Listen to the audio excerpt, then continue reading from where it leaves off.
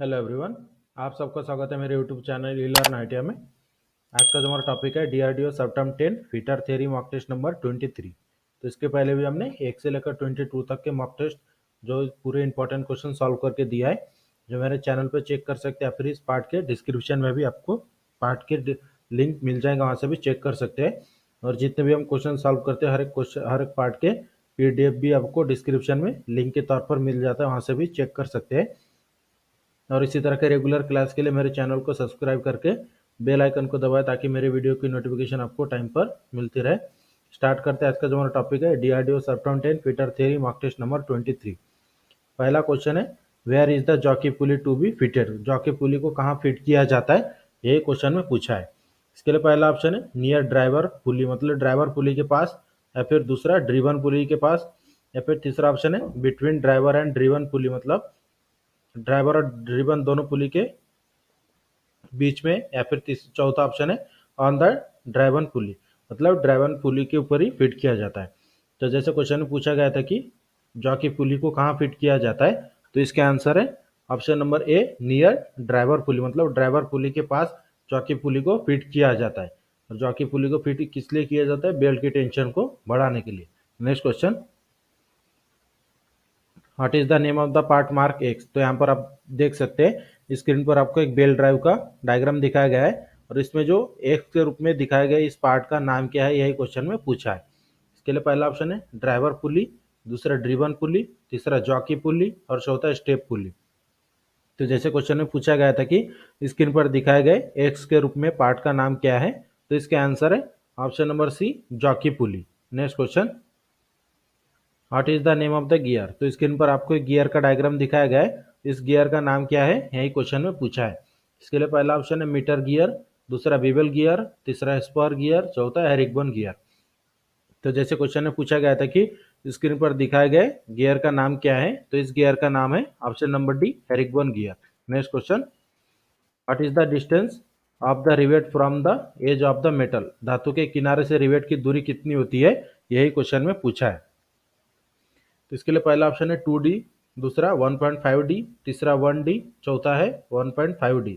तो जैसे क्वेश्चन में पूछा गया था कि धातु के किनारे से रिवेट की दूरी कितनी होती है, तो इसका आंसर है option number A 2D।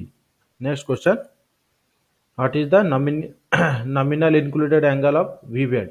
We weld का इंक्लूडेड एंगल कितना होता है, यही क्वेश्चन में पूछा है। तो इसके लिए पहला ऑप्शन है 52 डिग्री, दूसरा 65 डिग्री, तीसरा 40 डिग्री और चौथा है 38 डिग्री।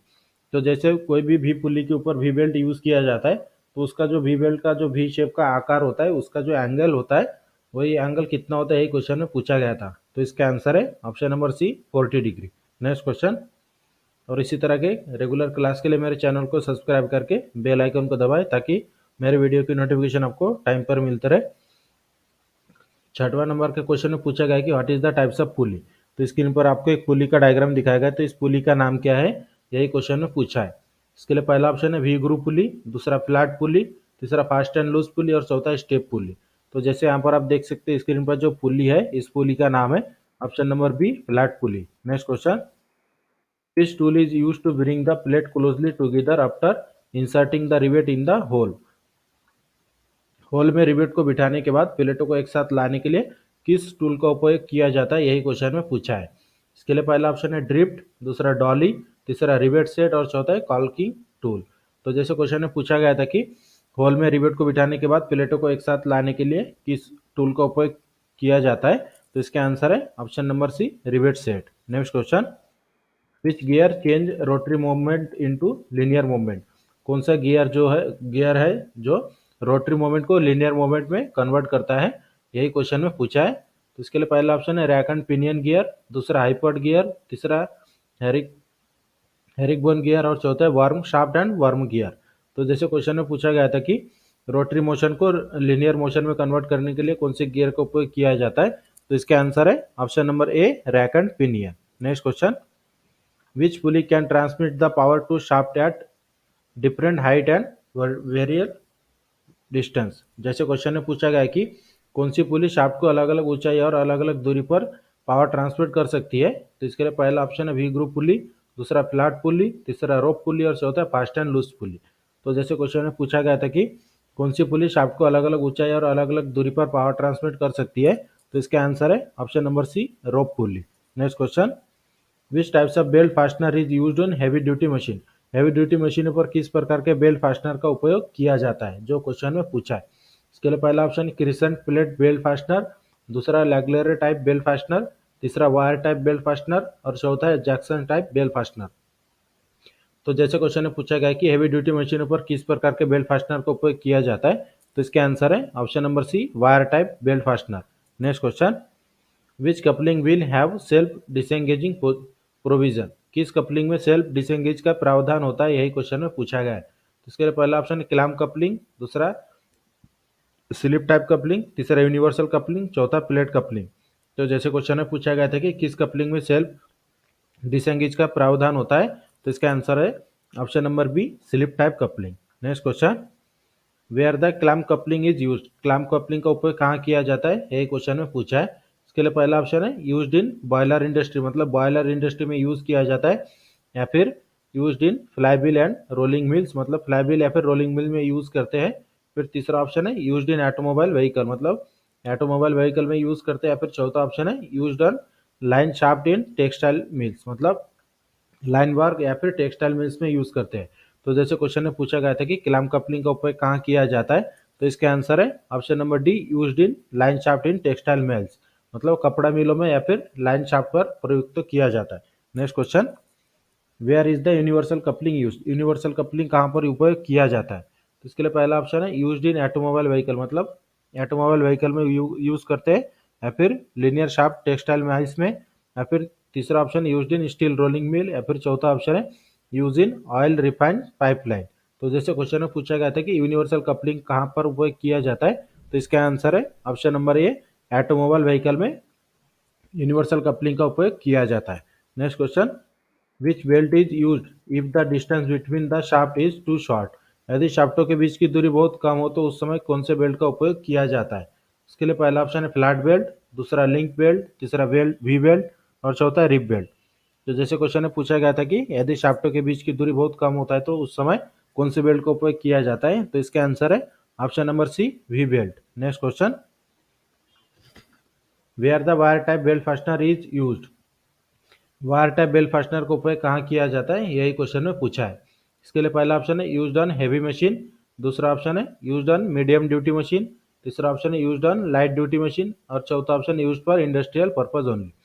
तो जैसे क्वेश्चन में पूछा गया है कि वायर टाइप बेल्ट फास्टनर का उपयोग कहाँ किया जाता है, तो इसका आंसर है option number C, used on light duty machine. Light duty मशीनों पर उपयोग किया जाता है वायर टाइप बेल्ट फास्टनर का।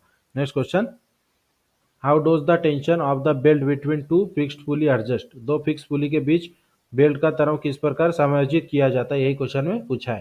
इसके लिए पहला ऑप्शन आइडलर पुली लगाकर, या फिर एडजस्टमेंट स्क्रू लगाकर, या फिर तीसरा adjust the length of belt, मतलब बेल्ट की लेंथ को एडजस्ट करके, या फिर चौथा स्लाइडिंग द पुली। तो जैसे क्वेश्चन में पूछा गया है कि दो फिक्स पुली के बीच बेल्ट का तनाव किस प्रकार समायोजित किया जाता है, तो इसका आंसर है option number A, idler pulley लगाकर। Next question, where rope drive are employ? Rope drive कहाँ पर कार्य करता है, यही क्वेश्चन में पूछा है। इसके लिए पहला ऑप्शन है माइनिंग एंड टेक्सटाइल इंडस्ट्रीज, दूसरा बॉयलर इंडस्ट्रीज, तीसरा लिफ्टिंग एंड मूविंग इक्विपमेंट, या फिर चौथा फैब्रिकेशन इंडस्ट्रीज। तो जैसे क्वेश्चन में पूछा गया है कि रोप ड्राइव का उपयोग कहाँ किया जाता है, तो इसका आंसर है option number A, mining and textile industries. Next question, what is the purpose of fitting jockey pulley in the power transmission? Power transmission में जॉकी पुली लगाने का क्या उद्देश्य है, यही क्वेश्चन है पूछा है। इसके लिए पहला ऑप्शन है to decrease tension of belt, मतलब बेल्ट की टेंशन को कम करने के लिए, या फिर दूसरा ऑप्शन है to decrease the arc of contact, मतलब कॉन्टैक्ट की आर्क कम करने के लिए, या फिर तीसरा to increase tension and arc of contact, या फिर चौथा ऑप्शन है to increase wrapping angle of belt. तो जैसे क्वेश्चन में पूछा गया था कि पावर ट्रांसमिशन में जॉकी पुली लगाने का उद्देश्य क्या है, तो इसका आंसर है option number C, increase tension and arc of contact, मतलब संपर्क से तनाव और चाप को बढ़ाने के लिए जॉकी पुली का उपयोग किया जाता है। Next question, which clutch provide positive drive and can only be engage if two element of the clutch are stationary? जैसे क्वेश्चन में पूछा गया है कि कौन सा क्लच सकारात्मक ड्राइव प्रदान करता है और केवल तभी लगाया जा सकता है जब क्लच के दो तत्व स्टेशनरी हो। तो इसके लिए पहला ऑप्शन है कोन क्लच, दूसरा ईयर क्लच, तीसरा डॉग क्लच और चौथा ओवरराइडिंग क्लच। तो जैसे क्वेश्चन में पूछा गया था कि कौन सा क्लच है जो सकारात्मक ड्राइव प्रदान करता है और केवल तभी लगाया जाता है जब क्लच के दो तत्व स्टेशनरी हो। तो इसका आंसर है option number C, dog clutch. Next question, which types of pulley drive is easy for starting and stopping? किस प्रकार के पुली ड्राइव शुरू करने और रोकने के लिए आसान होता है, जो क्वेश्चन में पूछा है। इसके लिए पहला ऑप्शन फास्ट एंड लूज पुली, दूसरा वी ग्रुप पुली, तीसरा फ्लैट पुली और चौथा स्टेप पुली। तो जैसे क्वेश्चन में पूछा गया था कि किस प्रकार की पुली पुली ड्राइव शुरू करने और रोकने के लिए आसान होता है, तो इसका आंसर है option number A, fast and loose pulley. Next question, which clutch can be engaged while on or both of the element rotating and can transmit low power? एक या दो तत्वों के घूमने के दौरान कौन सा क्लच लगाया जा सकता है और कम शक्ति संचारित कर सकता है? इसके लिए पहला ऑप्शन है एयर क्लच, दूसरा सेंट्रीफ्यूगल क्लच, तीसरा ओवरराइडिंग क्लच और चौथा ऑप्शन है कोन क्लच। तो जो क्वेश्चन में पूछा गया था कि एक या दो तत्वों के घूमने के दौरान कौन सा क्लच लगाया जा सकता है और कम शक्ति संचारित कर सकता है, तो इसका आंसर है option number D, cone clutch. Next question, what is the name of the tool to form a final shape riveting head? Riveting head के फाइनल शेप को बनाने के लिए कौन से टूल का उपयोग किया जाता है? इसके लिए पहला ऑप्शन है डॉली, दूसरा रिवेट सेट, तीसरा रिवेट स्नैप और चौथा है कॉल्किंग टूल।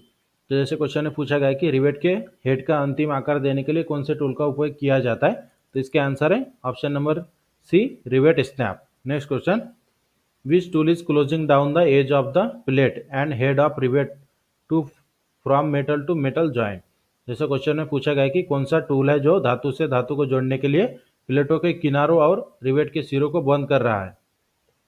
इसके लिए पहला ऑप्शन है डॉली, दूसरा रिवेट सेट, तीसरा रिवेट स्नैप और चौथा ऑप्शन है कॉल्किंग tool.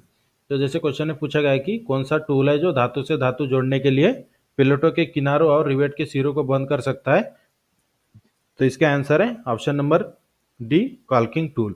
Next question, which clutch join the shaft and gear and can be operated through a cable from distance? कौन सा क्लच शाफ्ट और गियर से जुड़ता है और दूर से एक केबल के माध्यम से संचालित किया जा सकता है? इसके लिए पहला ऑप्शन है इलेक्ट्रोमैग्नेटिक मल्टीप्लेट डिस्क क्लच, दूसरा ऑप्शन है मल्टीप्लेट डिस्क क्लच, तीसरा ऑप्शन है सेंट्रीफ्यूगल क्लच और चौथा है सिंगल प्लेट क्लच। तो जो क्वेश्चन में पूछा गया था कौन सा क्लच शाफ्ट और गियर से जुड़ता है और दूर से एक केबल के माध्यम से संचालित किया जा सकता है, तो इसका आंसर है option number A, electromagnetic multiplate disc clutch. Next question, which rivet are used in heavy structural work? कौन सी रिवेट है जो भारी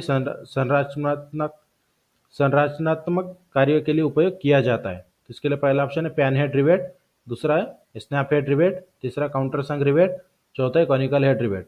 तो जैसे क्वेश्चन में पूछा गया कि हेवी स्ट्रक्चरल वर्क के लिए कौन से रिवेट का उपयोग किया जाता है, तो इसका आंसर है option number A, pan head rivet.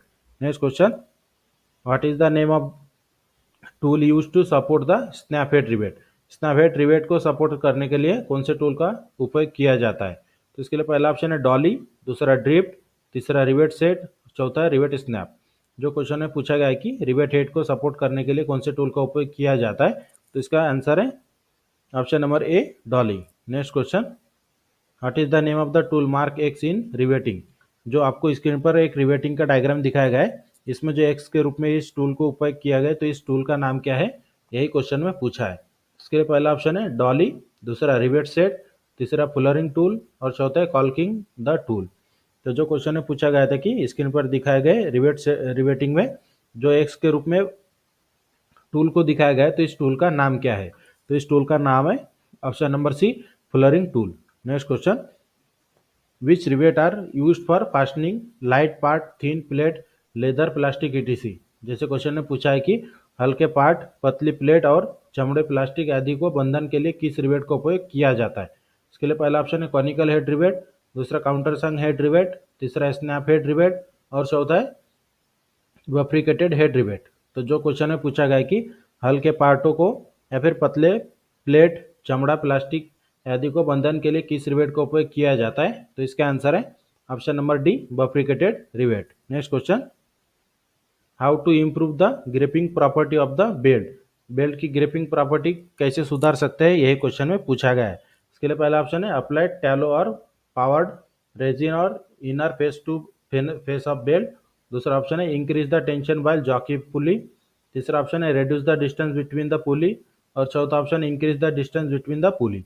तो जो क्वेश्चन है पूछा गया है कि बेल्ट की ग्रिपिंग पावर किस तरह से सुधारा जा सकता है, तो इसका आंसर है option number A, apply tallow और powdered resin on inner face of belt, मतलब बेल्ट के अंदर हिस्से पर टैलो या पावर्ड रेजिन लगाकर ग्रिपिंग पावर सुधारा जा सकता है। Next question, what is the reason for faulty riveting. तो स्क्रीन पर आपको देख सकते हैं जो रिवेटिंग का डायग्राम दिखाया गया है, इसमें जो फॉल्ट आया है तो ये कौन से कारण से फॉल्ट आया है, यही क्वेश्चन में पूछा है। इसमें जो फॉल्ट है यहाँ पर आप देख सकते हैं इसका हेड प्रॉपर तरीके से बना नहीं है, तो इसका क्या रीजन है यही क्वेश्चन में पूछा है। इसके लिए पहला ऑप्शन है मोर अलाउंस, मतलब अलाउंस बहुत ज़्यादा हो गया इसलिए, या फिर दूसरा ऑप्शन है rivet head is not centre, मतलब रिवेट की हेड सेंटर पे नहीं है, या फिर तीसरा ऑप्शन है the hole on the plate are not in line, मतलब इसमें जो होल किया है वो दोनों प्लेटों के होल बराबर से नहीं है, या फिर चौथा ऑप्शन है burrs between the plate and in drill hole, मतलब इसमें जो जो ड्रिल होल किया गया इसमें बर्स है। तो जैसे क्वेश्चन में पूछा गया था कि स्क्रीन पर दिखाए गए रिवेट जॉइंट में जो फॉल्ट आया है जो इसके हेड में, तो इस कौन से कारण से आया है, तो इसका आंसर है ऑप्शन नंबर ए, मोर अलाउंस, मतलब ज़्यादा अलाउंस होने के कारण से यही रिवेट के हेड प्रॉपर तरीके से बना नहीं गया। इस तरह से आज के क्लास जो हमारा था DRDO CEPTAM 10 fitter theory mock test number 23, इसमें हमने आपको इंपॉर्टेंट 30 क्वेश्चन सॉल्व करके दिया है। और इसी तरह के रेगुलर क्लास के लिए मेरे चैनल को सब्सक्राइब करके बेल आइकन को दबाएं ताकि मेरे वीडियो की नोटिफिकेशन आपको टाइम पर मिलते रहे। वीडियो अच्छी लगी तो हमारे चैनल को सब्सक्राइब करें, शेयर करें और लाइक ज़रूर करें।